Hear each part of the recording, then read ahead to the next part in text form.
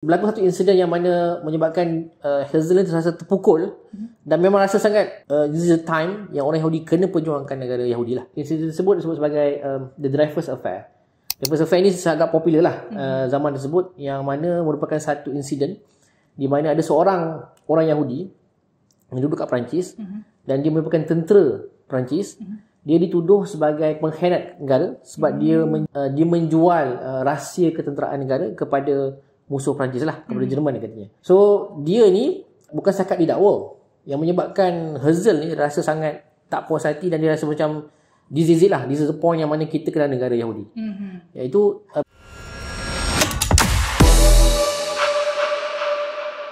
Assalamualaikum dan salam sejahtera saya ucapkan kepada semua pendengar dan juga penonton Aqsa Syarif.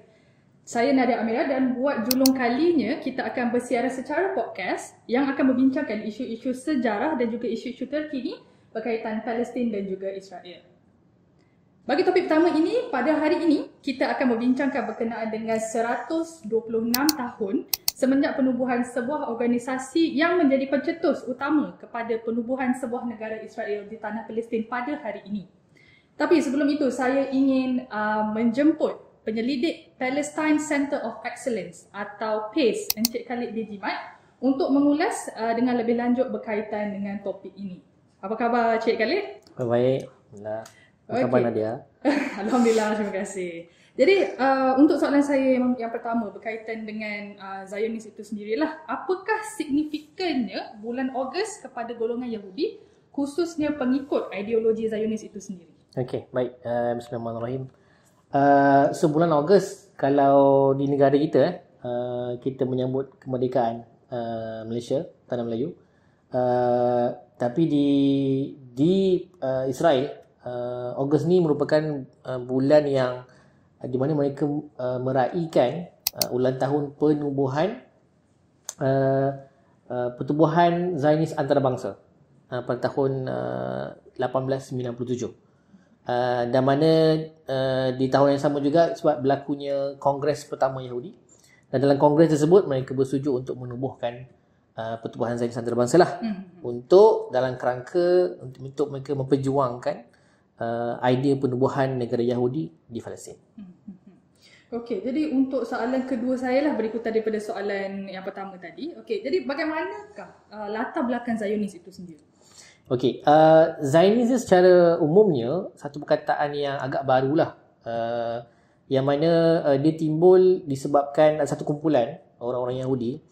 Dia mula mempunyai satu keinginan, satu projek untuk menempatkan semula orang Yahudi yang ketika zaman tersebut banyak bertebaran lah di seluruh dunia selepas mereka dihalau keluar oleh Rom lama dulu kan. Disebabkan kerosakan yang mereka lakukan di Palestin lah. So selepas mereka dihalau tu mereka ni masih menyimpan keinginan lah untuk kembali ke Palestin, khususnya mereka yang berpegang kuat dengan agama Yahudi lah. Pada zaman tersebut dah mula ada satu kumpulan yang disebut sebagai pencinta Zion. So mereka ini buat projek untuk pertamanya untuk pergi ke Jerusalem, untuk mereka ni macam buat untuk pergi dekat tempat tapak, dia kata tapak bekas kuil lama mereka, kuil utama mereka lah, ibarat macam pergi haji lah kalau orang Islam So kemudian ada sebahagian yang berkeinginan bukan setakat nak pergi pilgrimage saja, tapi mereka nak duduk kat situ. So dah mula ada satu projek yang mana antara projek yang juga ditaja oleh Rothschild zaman tersebut, untuk ada orang Yahudi yang duduk dekat sekitar Baitul Maqdis, Jerusalem lah. So dan selepas itu dalam waktu yang sama berlakunya satu gelombang antisemitism dekat Eropah. Ekoran daripada berlakunya pogrom dekat Rusia, pembunuhan orang-orang Yahudi di Rusia. Kemudian dia merebak sampai ke Eropah Timur lah. Dan mereka ini disebabkan antisemitism yang berkembang ni, mula menggerakkan satu idea untuk orang-orang Yahudi, kalau nak selamat dia kena ada satu negara sendiri. Itu yang tak ada pada orang Yahudi, khususnya sebab zaman tersebut juga ada gelombang kebangsaan, nasionalisme, yang banyak dah mula tubuhnya negara-negara kecil yang berasaskan bangsa-bangsa yang ada lah. So orang Yahudi pun ketika itu rasa mereka pun kena ada negara. Kalau mereka nak selamat daripada anti-Semitism yang sedang merebak dekat Eropah. Okey, jadi untuk soalan ketiga saya, kalau kata kita cerita pasal Amerika, orang akan ambil Abraham Lincoln sebagai antara ahli falsafah ataupun founder kepada Amerika Syarikat itu sendirilah. Jadi untuk Zionism ni ada tak ideologi Zionis ni ada tak figura ataupun aktor yang boleh katakan sebagai antara yang terpenting lah dalam penubuhan Zionis tu? Okey, kalau bagi Zionis, of course dia ada banyak tokoh, tapi tokoh yang paling bersalah bagi mereka khususnya adalah mereka sebut rasanya ramai orang kenal kot, Theodor Herzl.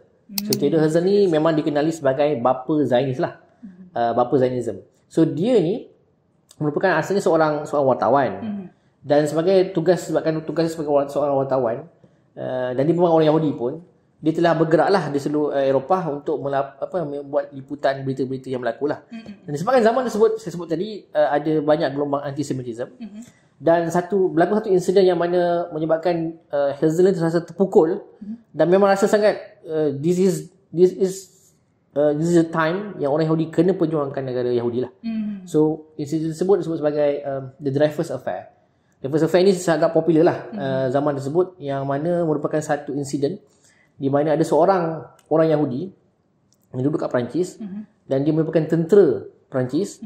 Dia dituduh sebagai pengkhianat negara sebab dia dikatakan dia menjual rahsia ketenteraan negara kepada musuh Perancis lah, kepada Jerman katanya. So dia ni bukan setakat didakwa, yang menyebabkan Herzl ni rasa sangat tak puas hati, dan dia rasa macam this is the point yang mana kita kena negara Yahudi. Iaitu bila Dreyfus ni telah bukan setakat didakwa, dia dimalukan di halayak ramai. So selepas dia jatuhkan hukuman, dia telah dia punya lencana tu telah dicabut di halayak ramai. Pedang tentera dia telah dipatahkan. Kemudian nak simbolik lah, nak kata dia ni pengkhianat kan, pembelot. Kemudian dia telah diarak di sekitar bandar Paris tu, untuk mengatakan ni orang pembelot. Maka memang orang-orang ramai ketika itu melihat peristiwa tersebut, dia kata death to the Jew, kan, matilah kau Jew kan. Sebab gelombang anti-Semitism jugalah. So ketika tu Herzl dia rasa this is the point lah, yang mana kena ada negara Yahudi. Sebab tu dia tulis satu buku, dia panggil sebagai The Jewish State. Kemudian buku ini telah diterbitkan 1896. Dan dalam tempoh singkat dia telah edarkan dan telah sebarkan idea ini kepada banyak orang-orang Yahudi yang aristokrat lah, yang utama, yang besar-besar di banyak negara. Dan kemudian mereka ini akhirnya bergabung, setuju, dan anjurkan satu kongres pertama Zionis tahun 1897 di Basel, Switzerland. Okey, kalau kita cerita pasal macam tadi Cik sebut pasal kongres pertama lah yang dekat di Switzerland tu. Jadi kita boleh dapati ada banyaklah agenda-agenda yang telah dibawakan ketika di kongres pertama tu. Tapi yang paling boleh kata kita boleh highlightkan kat sini adalah the Basel Program. Boleh tak kalau Cik explain ataupun jelaskan sikitlah apa itu the Basel Program? Okey, so dalam kongres Yahudi ni dia ada banyak keputusan-keputusan yang dia buat lah. Selain daripada dia nak tubuhkan pertubuhan Zionis, dia nak buat bank dia dan sebagainya. Dia ada satu program yang dia lancarkan. Dan dalam program ni ada berapa dia punya elemen lah. Tapi ada 4 elemen utama. So 4 elemen utama ni, yang pertama adalah dia nak sokong mana-mana saja projek yang mana membawa orang-orang Yahudi kembali ke Palestin. Projek pendapatan lah, nak bina banyak pendapatan Yahudi, yang mana bukan saja disokong oleh Zionis, tapi ada banyak pertubuhan-pertubuhan Yahudi yang lain lah. Kemudian yang kedua adalah dia pastinya nak wujudkan cawangan-cawangan pertubuhan Zionis lah di seluruh negara-negara anggota yang datang dalam kongres tersebut. Kemudian yang ketiga, dia nak pastikan ada banyak program-program yang pro-Zionis, pro-Yahudi di negara-negara ini, supaya semangat kebangsaan Yahudi tu dia bersemarak lah. So orang Yahudi ni tak perlu rasa takut dengan identiti mereka, tak perlu sembunyikan identiti mereka. Boleh bangga dengan identiti Yahudi, boleh bangga dengan dia punya bahasa dan sebagainya. Sebab satu hari nanti mereka akan boleh kembali ke Palestin dan ada negara sendiri. So semangat tu kena ada dululah, dicambahkan. Kemudian yang paling penting sebenarnya yang keempat adalah mereka perlu memulakan usaha untuk mendapati negara-negara, khususnya negara-negara kuasa besar, macam Perancis, Amerika, Britain, Rusia dan sebagainya, supaya nanti bila mereka dah bersedia untuk lobby menubuh negara ni, kuasa-kuasa ni akan sokong mereka.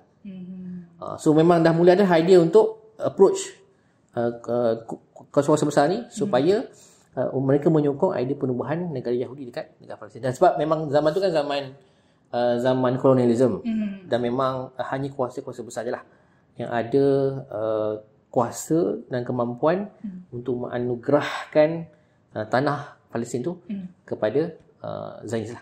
Sebab Zionis dia satu pertubuhan yang kecil je, kan? So dia perlukan sokongan kuasa-kuasa besar.